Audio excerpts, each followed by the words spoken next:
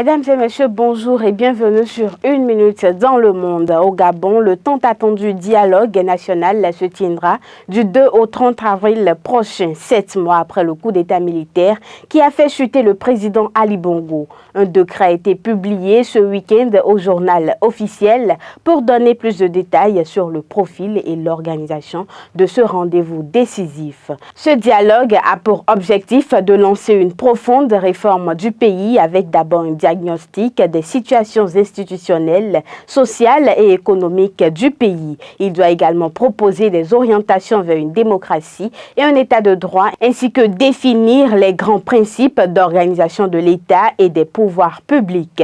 Il faut noter que seules les conclusions compatibles avec la charte de transition en vigueur qui a été écrite par les putschistes pourront s'appliquer. Les autres devront être mises en œuvre après les prochaines élections dont on attend la date puisque ce dialogue doit entériner un calendrier définitif. Au Tchad, le gouvernement déclare la gratuité de l'eau et de l'électricité jusqu'à la fin de l'année. L'annonce a été faite par le ministre des Finances via une circulaire datée de ce lundi 11 mars qui précise que les factures seront prises en charge par l'État dans la limite de 300 kWh par mois et par ménage. Les autorités annoncent également une baisse de 50% de plusieurs taxes sur le transport des personnes. La mesure intervient au premier jour du mois de Ramadan. La veille, lors de ses vœux, le président de la transition a demandé aux Tchadiens le pardon et la patience pour n'avoir pu fournir un accès constant à l'eau et à l'électricité. Depuis 2 semaines, nombre de quartiers dans la capitale sont plongés dans le noir et même les zones les plus favorisées du centre-ville n'ont du courant que la nuit, alors que la température avoisine les 45 degrés. L'État réglera donc les factures d'eau et d'électricité des ménages ainsi que les arriérés en cours. Mais pour bon nombre de consommateurs et d'observateurs, ça ne sert strictement à rien de rendre gratuit des produits indisponibles car certains quartiers de N'Djamena sont sans électricité depuis bientôt 1 mois. À peine la circulaire est publiée, les internautes ont ironisé sur la gratuité d'une denrée devenue si rare.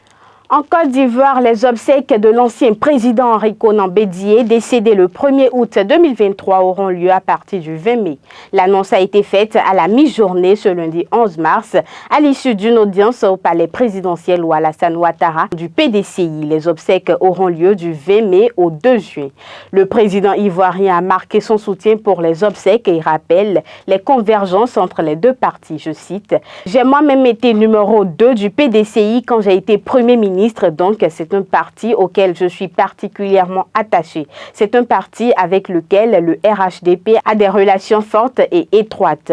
La même philosophie pour une Côte d'Ivoire en paix, stable et prospère. » Fin de citation, a déclaré Alassane Ouattara avant de féliciter Tidiane Thiam pour son élection. La famille de l'ancien président, les autorités et le PDCI devraient à nouveau se retrouver pour affiner les préparatifs des obsèques. Pour finir, le Burkina Faso vient de désigner son nouveau sélectionneur après le départ du Vélud à la suite de la Coupe d'Afrique des Nations en Côte d'Ivoire. Brahma Traoré, ancien milieu de terrain des étalons avec 29 sélections et 2 buts, à son action a été choisi pour occuper ce poste. Avant sa nomination, Traoré avait déjà une expérience en tant qu'entraîneur, ayant dirigé les équipes des moins de 20 ans et des moins de 23 ans. Notamment, il a travaillé en tant qu'adjoint de Paul Pout de 2012 à 2015, ce qui lui a permis de développer une connaissance approfondie du football burkinabé et des exigences du coaching à ce niveau. Sa nomination s'inscrit dans une vision plus large de réforme pour le football burkinabé, comme l'a souligné le président de la Fédération burkinabé de football, Lazare Bonsé, lors d'une conférence de presse. Ce sera tout pour aujourd'hui. Merci de nous avoir suivis et à demain.